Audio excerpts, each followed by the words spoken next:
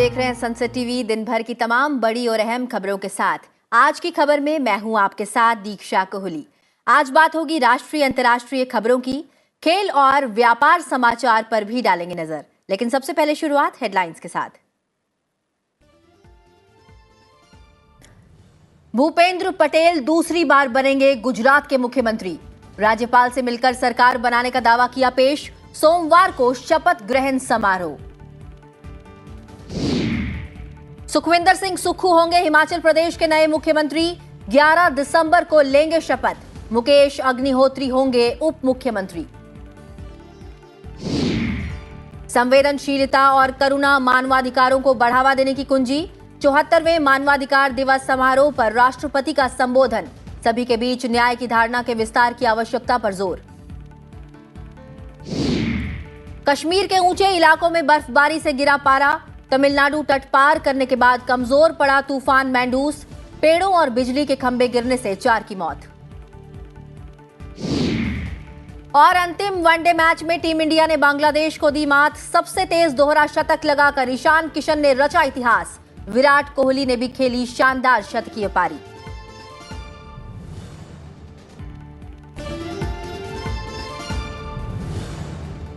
और अब खबरें विस्तार से। गुजरात में भूपेंद्र पटेल राज्य के नए मुख्यमंत्री होंगे। बीजेपी विधायक दल का नेता चुने जाने के बाद उन्होंने राज्यपाल आचार्य देवव्रत से मुलाकात की और सरकार बनाने का दावा पेश किया।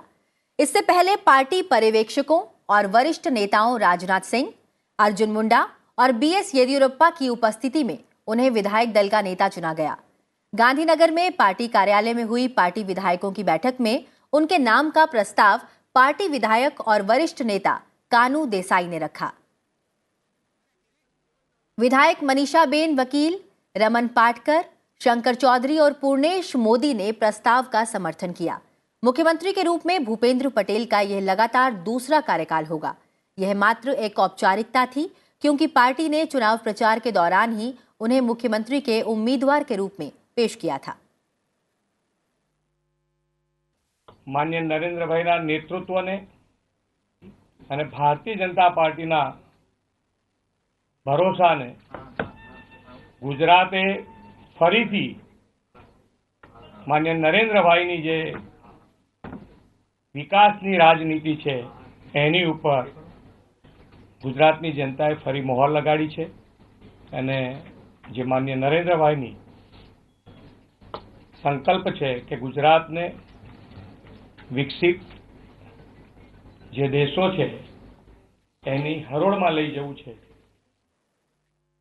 विधायक दल का नेता चुने जाने के तुरंत बाद भूपेंद्र पटेल राजभवन पहुंचे। उनके साथ गुजरात इकाई के प्रमुख सीआर पाटिल भी राजभवन गए और राज्यपाल को सरकार बनाने का दावा पेश करने वाला पत्र सौंपा। इस मौके पर विधायक कानू देसाई, गणपत वसावा, हर्ष सांघवी, जीतू वाघानी और पूर्णेश मोदी सहित कई नेता मौजूद थे। भूपेंद्र पटेल 12 दिसंबर को गांधीनगर में नए सचिवालय के पास हेलीपैड मैदान में एक समारोह में 18वें मुख्यमंत्री के रूप में शपथ लेंगे। वहीं सुखविंदर सिंह सुक्खू हिमाचल प्रदेश के नए मुख्यमंत्री होंगे। कल 11 बजे शिमला में शपथ ग्रहण समारोह होगा। सुखविंदर सिंह सुक्खू और कांग्रेस नेताओं ने राज्यपाल से मिलकर सरकार बनाने का दावा पेश किया है। बता दें कि कांग्रेस आलाकमान ने आज उनके नाम पर मुहर भी लगा दी है। मुकेश अग्निहोत्री को उप मुख्यमंत्री बनाया गया है और शिमला में आज फिर कांग्रेस विधायक दल की बैठक हुई।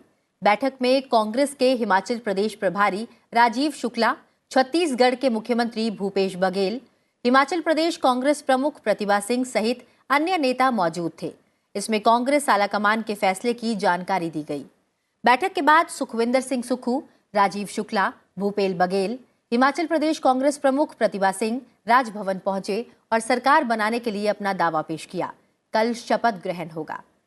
इससे पहले कल हिमाचल प्रदेश में कांग्रेस के नव निर्वाचित विधायकों की कल शिमला में बैठक हुई थी, जिसमें सर्वसम्मति से एक प्रस्ताव पारित कर पार्टी अध्यक्ष को उनका नेता चुनने के लिए अधिकृत किया गया। कांग्रेस विधायक दल की बैठक से पहले मुख्यमंत्री पद की दौड़ में शामिल प्रतिभा सिंह, मुकेश अग्निहोत्री और सुखविंदर सिंह सुक्खू अपने समर्थकों के साथ राज्य की राजधानी शिमला में पार्टी कार्यालय पहुंचे। उनके समर्थकों ने उनके पक्ष में नारे भी लगाए। हिमाचल की जनता का, जिन्होंने हिमाचल प्रदेश में कांग्रेस पार्टी की सरकार लाई है, जो वादे हिमाचल की जनता से हमने किए हैं, उन वादों को अक्षरशः लागू करने का दायित्व और जवाबदेही मेरी है। इस दृष्टिकोण से भी हमें आगे जो चुनौतियां हैं उनका सामना करना है। एक बात हमने कही थी, हम सत्ता के लिए नहीं चाहते हैं, हम सत्ता व्यवस्था परिवर्तन के लिए लाए हैं। राष्ट्रपति द्रौपदी मुर्मू ने सभी के बीच न्याय की धारणा के विस्तार की आवश्यकता पर जोर दिया है। उन्होंने कहा कि संवेदनशीलता और करुणा मानवाधिकारों को बढ़ावा देने की कुंजी है। राष्ट्रपति ने कहा कि अगर हम उन लोगों के स्थान पर स्वयं की कल्पना करें जिन्हें मानव से भी कम आंका जाता है, तो ये हमारी आंखें खोल देगा और हमें सही कार्य करने के लिए विवश करेगा। दिल्ली में 74वें मानवाधिकार दिवस समारोह को संबोधित करते हुए राष्ट्रपति ने कहा कि यह स्वर्णिम नियम है कि दूसरों के साथ वैसा ही व्यवहार करें जैसा आप खुद के लिए करना चाहते हैं। विश्व के सामने जलवायु परिवर्तन की चुनौतियों पर राष्ट्रपति ने कहा कि चुनौतियां बहुत हैं और लोगों को मानवाधिकारों की अवधारणा को फिर से परिभाषित करने के लिए मजबूर कर रही हैं। उन्होंने कहा कि लोगों को फिर से प्रकृति के साथ सम्मान का व्यवहार करना सीखना चाहिए। यह न केवल एक नैतिक कर्तव्य है बल्कि मानव के अस्तित्व के लिए भी आवश्यक है। Ladies and gentlemen, the fact remains that human rights are a work in progress around the world. At home, however, we can take solace in the fact that the National Human Rights Commission has been making the best possible efforts to spread awareness about them. Now, in its 30th year, the NHRC has done a commendable job of protecting as well as promoting human rights. देश के मुख्य न्यायाधीश DY Chandrachud ने 2012 में POCSO कानून के लागू होने को देश में बालाधिकारों के इतिहास की महत्वपूर्ण घटना बताया। दिल्ली में बच्चों को यौन अपराधों से संरक्षण देने संबंधी पॉस्को कानून से जुड़े हितधारकों के सम्मेलन को संबोधित करते हुए उन्होंने कहा कि पीड़ित परिवारों को न्याय दिलाने की दिशा में पॉस्को कानून पहला कदम है, लेकिन लोग अब भी पुलिस में शिकायत दर्ज कराने में संकोच करते हैं।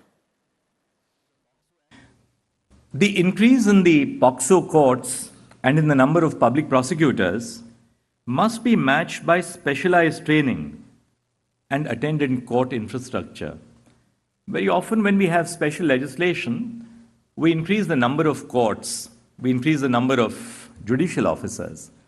But that in itself is not going to be adequate unless, particularly an area as sensitive as this, we attend to other infrastructural issues, including psychological support and counseling and expert care within the precincts of the courtroom. इस मौके पर केंद्रीय महिला और बाल विकास मंत्री स्मृति ईरानी ने कहा कि सरकार ने निर्भया कोष की सहायता से देश में 1000 से अधिक फास्ट ट्रैक अदालतें बनाई हैं। उन्होंने कहा कि कुल फास्ट ट्रैक अदालतों में से 300 से अधिक अदालतें बच्चों से जुड़े मामलों और पॉस्को कानून के लिए समर्पित हैं। My request today to the stakeholders and the honorable justices is, can you tell us infrastructurally what more can be done by the Ministry of Child Development so that we can ensure we partner with the justice system in our country to expedite solutions for our children. One of the prime agenda the Justice Bhatt has pronounced to me is the need for restoration. But that need cannot be fulfilled if justice is denied or delayed.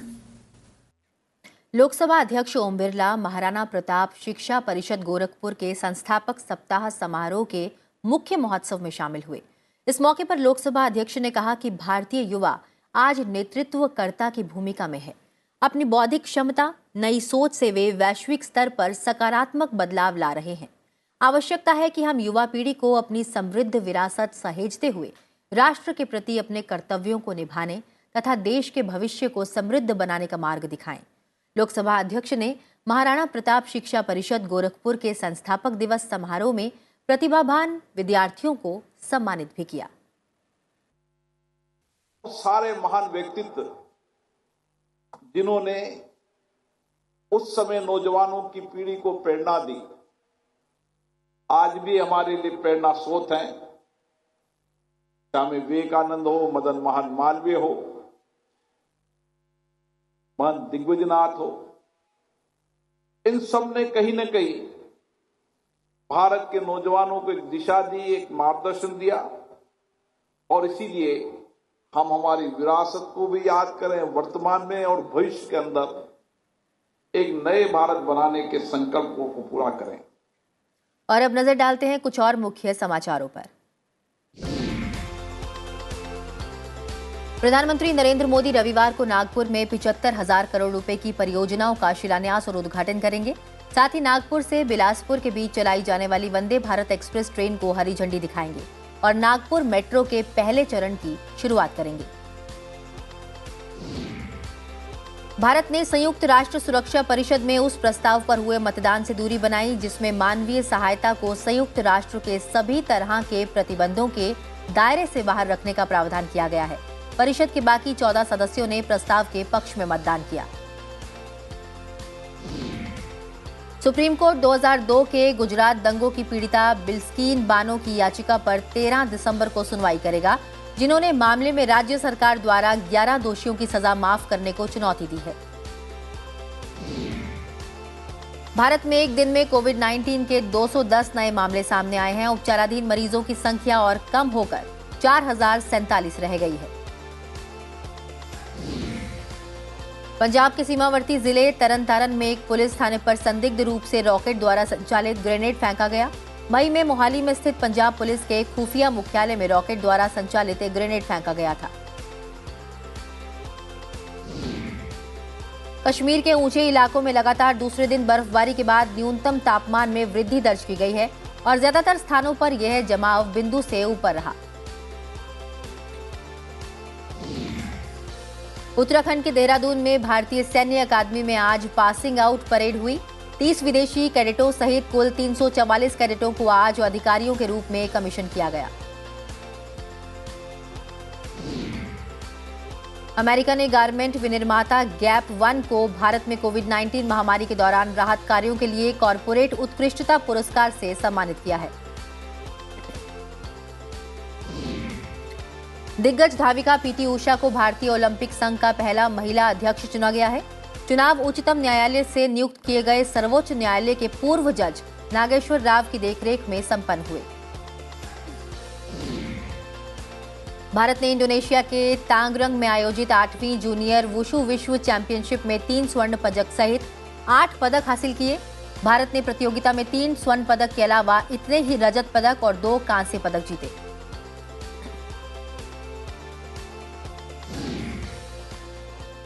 और आज की खबर में वक्त हो चला एक छोटे से ब्रेक का। जल्द हाजिर होंगे, बने रहिए सनसद टीवी के साथ।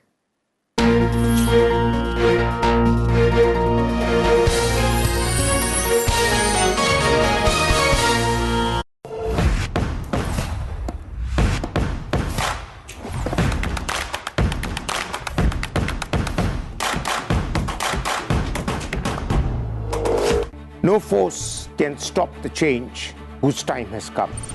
An emerging global power in a fast-changing geopolitical environment. With a goal to modernize, to showcase our defenders who are always battle-ready.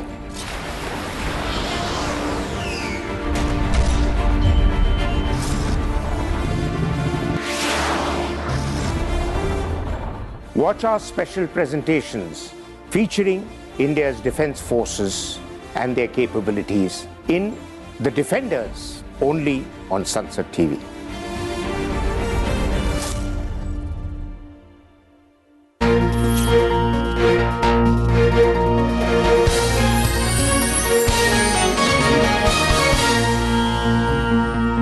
Break के बाद आप सभी का स्वागत है। आप देख रहे हैं आज की खबर। बढ़ते हैं आगे और अब नजर डालते हैं राज्यों से जुड़ी हुई खबरों पर।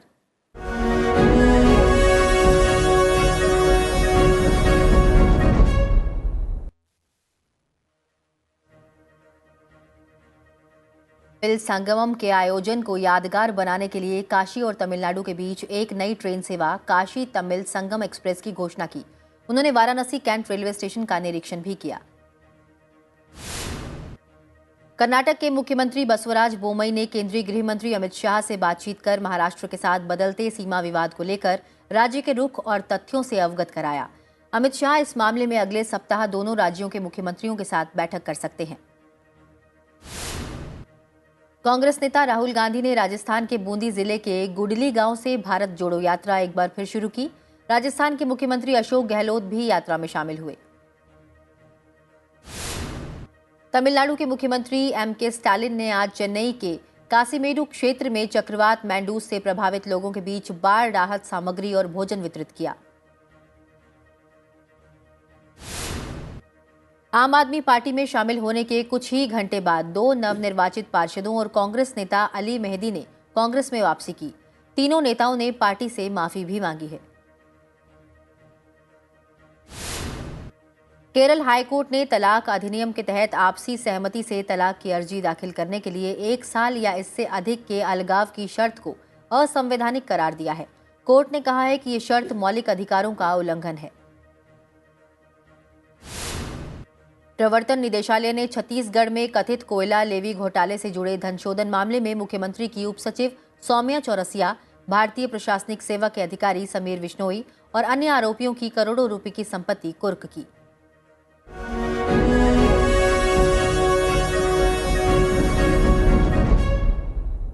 मामल्लापुरम तट पार करने वाला चक्रवाती तूफान मैंडूस गहरे दबाव के क्षेत्र में तब्दील होकर कमजोर हो गया है। इसका शहर और उसके आसपास के इलाकों में काफी असर पड़ा है, जिससे कई पेड़ उखड़ गए हैं।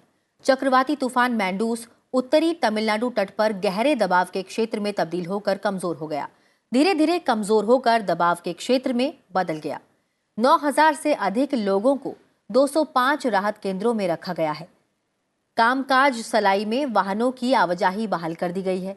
चक्रवात के कारण सुबह कुल 30 घरेलू और अंतर्राष्ट्रीय उड़ानें रद्द की गई हैं। कुछ देर के लिए हवाई अड्डों के रनवे को बंद कर दिया गया। इसके अलावा चेन्नई से रवाना होने वाली 9 उड़ानों को रद्द किया गया, जबकि यहां आने वाली 21 उड़ानों का मार्ग दूसरे शहरों की ओर परिवर्तित किया गया। भारत ने तीसरे और आखिरी वनडे मैच में बांग्लादेश को 227 रन से हरा दिया। बांग्लादेश की टीम 34 ओवर में 182 रन पर ऑल आउट हो गई। 210 रन बनाने वाले Ishan Kishan player of the match चुने गए। जीत के लिए 410 के लक्ष्य का पीछा करते हुए बांग्लादेश की टीम 182 रन पर सिमट गई। ओपनर अमानुल हक के जल्दी आउट होने के बाद कप्तान लिटन दास और शाकिब अल हसन ने पारी को संभालने की भरपूर कोशिश की, लेकिन बांग्लादेश टीम के एक के बाद एक विकेट गिरते चले गए। सलामी बल्लेबाज ईशान किशन ने बल्लेबाजी करते हुए एक दिवसीय क्रिकेट का सबसे तेज दोहरा शतक जड़ा। उन्होंने विराट कोहली के साथ दूसरे विकेट के लिए 190 गेंद में 290 रन की साझेदारी की, जिससे भारत ने 3 मैचों की श्रृंखला के आखिरी मुकाबले में 8 विकेट पर 409 रन बनाए। एक दिवसीय में यह भारत का चौथा सबसे बड़ा स्कोर है। ईशान ने 126 गेंद में अपना दोहरा शतक पूरा किया, जो वनडे फॉर्मेट का सबसे तेज दोहरा शतक है। उन्होंने 131 गेंद की पारी में 24 चौके और 10 छक्कों की मदद से 210 रन बनाए। वहीं विराट कोहली ने 91 गेंद में 11 चौके और 2 छक्कों की मदद से 113 रन की शानदार शतकीय पारी खेली। फीफा विश्व कप फुटबॉल में आज मोरक्को और पुर्तगाल आमने सामने होंगे। वहीं इंग्लैंड और फ्रांस की टीमें भी आज देर रात भिड़ेंगी। इस बीच फीफा विश्व कप के सेमीफाइनल में अर्जेंटीना और क्रोएशिया ने जगह बना ली है। दूसरे क्वार्टर फाइनल मैच में अर्जेंटीना ने नीदरलैंड को पेनल्टी शूटआउट में 4-3 से हराकर सेमीफाइनल में जगह पक्की कर ली है। अर्जेंटीना के नोहेल मोलिना ने 35वें मिनट में पहला गोल किया। बाद में मेसी ने पेनल्टी को गोल में बदलते हुए अपनी टीम के लिए एक और गोल किया। बाद में नीदरलैंड्स के वॉकआउट विक्सटोर्स ने 83वें मिनट में गोल करके अर्जेंटीना की बढ़त को कम किया। खेल के अंतिम मिनट में वो घोस्ट और एक और गोल कर स्कोर बराबर कर दिया। अतिरिक्त समय में कोई भी टीम गोल नहीं कर पाई और निर्णय पेनल्टी शूटआउट से हुआ। इससे पहले क्वार्टर फाइनल मैच में क्रोएशिया ने 5 बार की विश्व विजेता ब्राजील को पेनल्टी शूटआउट में 4-2 से हरा दिया। तय 90 मिनट में मैच बिना गोल के बराबरी पर रहा। बाद में अतिरिक्त समय में दोनों टीमों ने 1-1 गोल किया। और बुलेटिन में फिलहाल इतना ही। चलते चलते आपको छोड़े जाते हैं जम्मू में आयोजित 2 दिवसीय हाउस बोट फेस्टिवल की तस्वीरों के साथ। फिलहाल आप मुझे दीजिए इजाजत, अपना ख्याल रखिए और देखते रहिए सनसेट टीवी। नमस्कार।